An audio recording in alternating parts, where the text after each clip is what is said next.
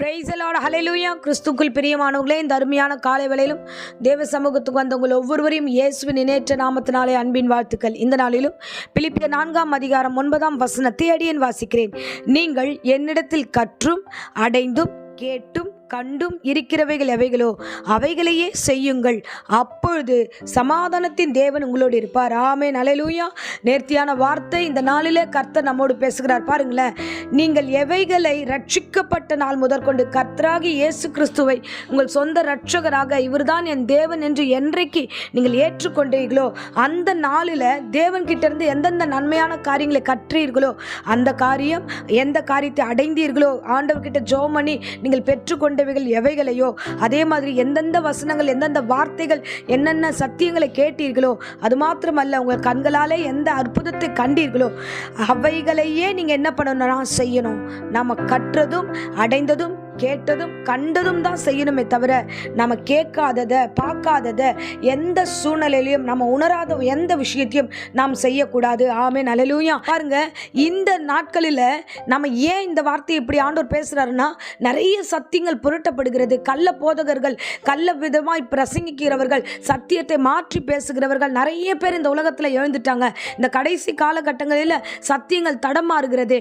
ஆகையால தான் இந்த பிரசங்கம் நமக்கு வருகிறது. பாருங்களேன், நீங்க உங்க பர்சனலா என்னெல்லாம் அனுபவிச்சீங்களோ அந்த காரியத்தை நீங்கள் தொடர்ந்து செய்கிற பிள்ளைகளா இருக்க வேண்டும். அதுக்கு தான் இந்த வேளையில பவுல் சொல்லுகிறார். விசேஷமா அது மேல் வசனத்தை நம்ம வாசிச்சோம் என்றால், உண்மை உள்ளவைகள் எவைகளோ, ஒழுக்கம் உள்ளவைகள் எவைகளோ, நீதி உள்ளவைகள் எவைகளோ, கற்புள்ளவைகள் எவைகளோ, அன்புள்ளவைகள் எவைகளோ, நற்கிரியை உள்ளவைகள் எவைகளோ, புண்ணியம் எதுவோ, புகழ் எதுவோ அவையே சிந்தித்து கொண்டிருங்கள். சிந்தித்து கொண்டு அதையே செய்யுங்கள். உங்களுக்கு முன்பதாக இப்படித்தான் வாழணும், உண்மையா இருக்கணும், ஒழுக்கமா இருக்கணும், நீதியா இருக்கணும், கற்புள்ள பிள்ளைகளா இருக்க வேண்டும், அன்புள்ள பிள்ளைகளா இருக்க வேண்டும், நற்கீர்த்தி உள்ள பிள்ளைகளா இருக்க வேண்டும். நான் இந்த விஷயம் செஞ்சா இது எனக்கு புண்ணியம், இந்த விஷயத்தை செஞ்சா இது தேவனுடைய நாமம் புகழப்படும், சாட்சியாய் மாறும் என்று எதையெல்லாம் நம்ம கண்களுக்கு முன்பதாக தெரிகிறதோ அந்தந்த காரியங்களில் நீங்கள் செய்கிறவர்களாக, அதையே நீங்கள் சிந்திக்கிறவர்களாகவும் அதன்படியே செய்கிறவர்களாகவும் இருக்க வேண்டும் என்று இன்றைய வேத வசனம் நமக்கு கற்றுக் கொடுக்கிறது. ஆமென், ஹல்லேலூயா. இதில் தொடர்ச்சியா நம்ம பார்த்தோம்னா 3ஆம் அதிகாரத்தில் 16-17 வசனங்களை நம்ம வாசிக்கிறோம்.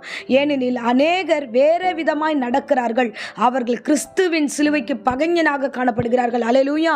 நீங்க வேற விதமாய் அவர்கள் நடக்கிறார்கள். அவர்கள் எல்லாம் உலக ஆதாயத்துக்காக, சில காரியங்களுக்காக, அந்த வசனத்தின் தொடர்ச்சியில பார்த்தீங்கன்னா அவர்களுடைய வயிறு, அவருடைய தேவனே வயிறு தான் அப்படின்னு சொல்லப்படுது.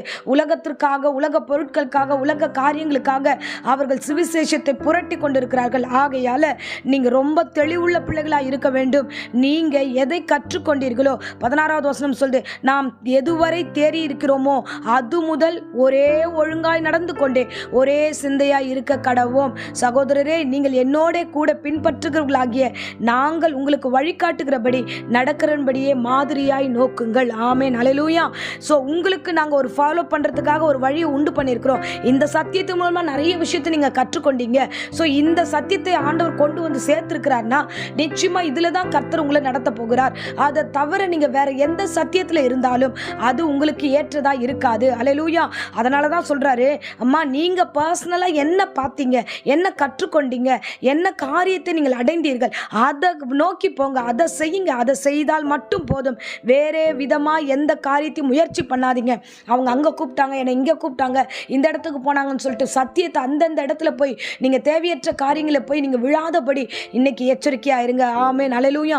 என் தேவனாகிய கர்த்தர் உங்களோடு முகமுகமாய் பேசிக் கொண்டிருக்கிறார். ஆகையால நம்மில் தேறினவர்கள் யாவரும் இந்த சிந்தனையாய் இருக்க கடவோம். எந்த காரியத்திலேயாவது நீங்கள் வேற சிந்தனையாய் இருந்தால் அதையும் தேவன் உங்களுக்கு வெளிப்படுத்துவார். இன்றைக்கு ஆண்டவர் சொல்லுகிறார், ஒரே சத்தியத்தில் நிலைத்திருங்க. தேவன் கற்றுக் கொடுத்த பாதையில நீங்கள் கடந்து போங்க. நிச்சயமாய் கர்த்தர் உங்களை ஒவ்வொருவரையும் ஆசீர்வதிப்பார். ஆமென், ஹல்லேலூயா. சோ எக்காரணத்தை கொண்டும் நீங்கள் தடம் புரண்டு போகாதபடி, நீங்கள் காரியங்களை விட்டு விலகாதபடி எச்சரிக்கையாய் இருங்க. கர்த்தர் கொடுத்த வார்த்தை எதுவோ அவைகளையே செய்யுங்கள், அவைகளையே சிந்தித்துக் கொண்டீர்கள். அப்பொழுது இருக்காது. சமாதானத்தின் தேவன் உங்களோடு இருப்பார், உங்களை ஆசீர்வதிப்பார். ஆமேன், ஆமேன், ஹல்லேலூயா. இப்பொழுது மடியேன் உங்களுக்காக ஜெபிக்கிறேன். அன்பு ரட்சகா, இந்த அருமையான தருணத்தில் அப்பா நீர் பேசின வேத வசனத்துக்காய் கொடான கொடி ஸ்தோத்திரம் ஆண்டவரே. ஏசப்பா, கற்றும் அடைந்தும் கேட்டும் கண்டும் இருக்கிறவைகளை நீங்க செய்யுங்கன்னு சொன்னீங்க. இத்தனை நாள் இத்தனை வருடங்களாய் நீர் ரட்சித்து இம்மட்டும் கிருபையாய் ஆண்டவரே எங்களை நடத்தி கொண்டிருக்கிறீர். ஆண்டவரே, நீ நடத்துகிற இந்த வழி நடத்தலை விட்டு நாங்கள் வேறே விதமாய் எங்கேயும் போகாதபடி, எங்களுடைய சிந்தனைகள் மாறாதபடி ஆண்டவரே ஒரே ஒழுக்கமாய் நடந்து கொண்டு இந்த சிந்தனையிலேயே நிலைத்திருக்க எங்களுக்கு கிருபை தாங்க. எங்களுக்கு வழிகாட்டும்படியாய் வைத்த அந்த மாதிரியை நாங்கள் நோக்கி ஓட எங்களுக்கு கிருபை தாங்க ராஜா. இந்த பிரசங்கத்தை இந்த வேளையில கேட்ட ஒவ்வொரு பிள்ளைகளுடைய ஆத்துமாவை நான் வேலை அடைக்கிறேன்.